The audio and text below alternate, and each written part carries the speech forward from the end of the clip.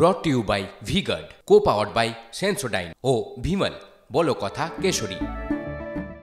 আর এবার যে খবরে নজর রাখবো, ধসে তছনছ রামবান। জম্মু কাশ্মীরে আরো দুর্যোগের আশঙ্কা। আজও জম্মু কাশ্মীরে প্রবল বৃষ্টির সতর্কতা। জম্মু কাশ্মীরে আজও বহু স্কুল বন্ধের সিদ্ধান্ত।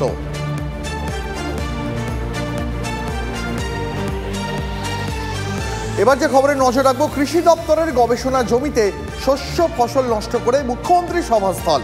অভিযোগ তুলে তীব্র নিন্দার সরব বিরোধীরা। গতকাল মুর্শিদাবাদের জঙ্গিপুরে প্রার্থী খলিলুর রহমানের সমর্থনে খড়গ্রামে সভা করেন মুখ্যমন্ত্রী। খড়গ্রামে কৃষি দপ্তরের জমিতে সেই সভা হয়, তৈরি হয় হেলিপ্যাডও। আর এখানেই বিরোধীদের অভিযোগ যে মুখ্যমন্ত্রীর সভার জন্য কেটে ফেলা হয় জমির ফসল। শাসক দল বলেই কি এই সিদ্ধান্ত? বিস্তারিত জানবো, সহকর্মী কৌশিক রয়েছেন আমাদের সঙ্গে। কৌশিক, শাসক দলের সভা, তৃণমূল সুপ্রিমোর সভা, তাই কি খাবারের ফসল, যে ফসল আমাদের মুখে খাবার তুলে দেয়, সেই ফসল কেটে ফেলা হলো?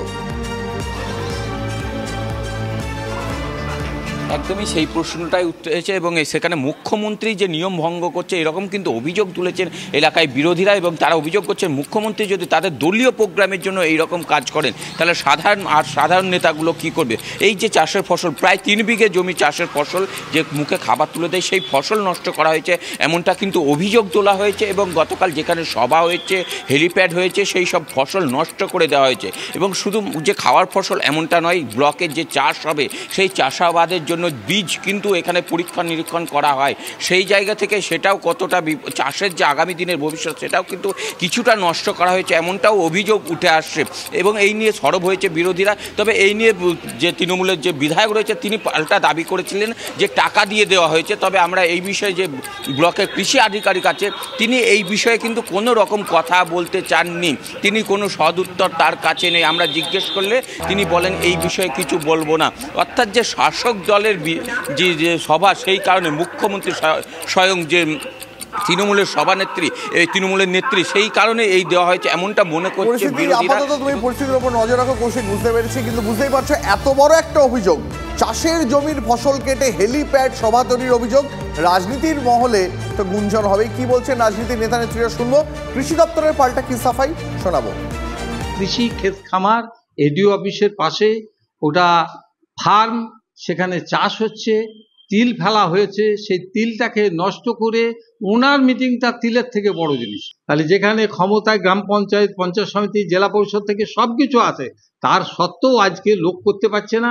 আর সত্ত্বেও নিজে উনি আইন ভাঙছেন, রাস্তাকে ব্যারিকেড করে গাড়ি ঘোড়া যেতে দিচ্ছে না। এই একটা পরিস্থিতি, এটা অত্যন্ত দুঃখজনক। যে মুখ্যমন্ত্রী যদি নিজে আইন ভাঙেন তাহলে পাবলিক সাধারণ মানুষের দোষ দিয়ে কি লাভ আছে? না, এটা ফসল নষ্ট নয়, ওই সামান্য জায়গায় ছিল, তার ক্ষতিপূরণ আমরা দিয়ে দিয়েছি। ক্ষতিপূরণ দিয়ে আমরা সভা করেছি। হ্যাঁ হ্যাঁ, ওই সামান্য জায়গায় ছিল, আমাকে বেশি ছিল না, মরেই গেছিল কিছু না, সরকার নয়, এটা ক্ষতিপূরণ দিয়ে করেছি। এটা এমন কিছু বেশি কিছু ছিল না, মরে গেছিল এমনিতেই। সামান্যতম কিছু ফসল ছিল, অল্প ছিল। ফসল নষ্ট করে আর কি সভা করা হলো একটা রাজনৈতিক দলের, এমনটা অভিযোগ উঠছে। কি বলবেন বিষয়টা? কোনো কিছু বলবো না। না, এইসব এটা কি দেওয়া সম্ভব যে একটা রাজনৈতিক দলকে সভা করার জন্য? এই বিষয়ে আপনার সঙ্গে কোনো কথা আমি বলবো না। না, এটা কি দেওয়া সম্ভব? এটা তো আমি কথা বলবো না। তো আমি ফার্দার কোনো কথা আপনাকে বলবো না। আমি ইলেকশনের কাজে ব্যস্ত আছি, ফার্দার ফোন করবেন না। আপনি ফোন করবেন না এটা তো বলতে পারেন না। না, এবার একটু বর্ধমানের দিকে নজর রাখা যাক, কারণ প্রধানমন্ত্রীর জনসভার মাঠ সেখানে আর সেই নিয়ে সমস্যা বাঁধল। আগামী 3রা মে বর্ধমানের গোদার মাঠে প্রধানমন্ত্রীর সভার অনুমতি দিল না প্রশাসন। কিন্তু কেন সেই প্রশাসন অনুমতি দিল না এবং তার ফলে বিজেপির তরফ থেকে কোনো বিকল্প ব্যবস্থা করা হলো, সমস্তটাই জানাবেন আমাদের প্রতিনিধি মনোতোষ আমাদের সঙ্গে রয়েছে। মনোতোষ, দেখো মাঠের দ্বন্দ্ব থেকে কিন্তু প্রধানমন্ত্রীও বাদ গেলেন না। কারণ আমরা আগেও দেখেছি, সিপিএমের আমলেও দেখেছি যে সেই সময় রাজ্যের যারা বিরোধী দল ছিল, তৃণমূল কংগ্রেস, তারা প্রায়শই অভিযোগ করতো যে তাদের মাঠ দেওয়া করা হচ্ছে না রাজনৈতিক সভা করার জন্য। এবং রাজ্যে পালাবদলের পর কিন্তু বিভিন্ন সময় দেখা যায় অভিযোগ ওঠে যে যারা বিরোধী দল রয়েছে, বিশেষ করে বিজেপির পক্ষ থেকে অভিযোগ করা হয় যে তাদের মাঠ দেওয়া হচ্ছে না রাজনৈতিক সভা করার জন্য। এবং বিভিন্ন সময় এই দ্বন্দ্ব কিন্তু কোর্টে গিয়েও পৌঁছায়। এবং সেই রকমই একটি ঘটনা বর্তমানে গোদার যে বালির মাঠ, সেই বালির মাঠে প্রধানমন্ত্রীর সভা করার জন্য আবেদন করা হচ্ছিল বালির মাঠটি নেওয়ার জন্য। এবং যে বালির মাঠ রয়েছে বিডি অর্থাৎ বর্ধমান ডেভেলপমেন্ট অথরিটি যারা রয়েছে তাদের দখলে রয়েছে। এবং বিডিএর পক্ষ থেকে পরিষ্কারভাবে জানানো হচ্ছে তারা এই মাঠে কোনো রকম রাজনৈতিক সভা করতে অনুমতি দেবেন না। এবং এই বিষয়টা নিয়ে দিলীপ ঘোষ, যিনি বর্ধমান দুর্গাপুর। একদমই তাই, তুমি দিলীপ ঘোষের কথা বলছো মনোতোষ। দিলীপ ঘোষ কি বলেছেন আপনাদেরকে শোনাই বড়। হচ্ছে মাঠ তো ওরা দেবে না বলেছে, আমরা তবু গেছিলাম দেখতে কেন দেবে না, তো এর হিসাব কিতাব পরে দেখবো আমরা।